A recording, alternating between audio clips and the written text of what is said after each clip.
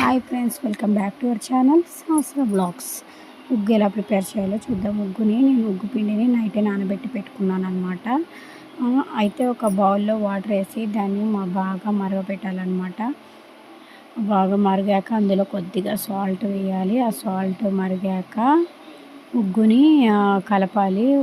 దాన్ని కడగాలన్నమాట. ఫస్ట్ కడిగి అందులో మళ్ళీ వాటర్ వేసి కలిపి హాట్ వాటర్లో వేయాలి. అది ఉండలు లేకుండా కలుపుకోవాలన్నమాట.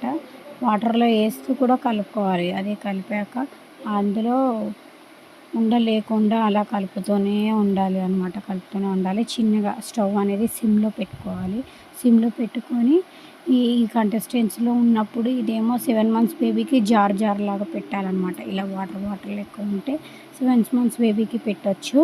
దీన్ని బాగా మరిగించాలన్నమాట. ఇది ఇలా గట్టిగా అయ్యాక దీని ఒక బౌల్లో తీసుకొని పిల్లలకు తినిపిస్తే చాలా ఇష్టంగా తింటారండి.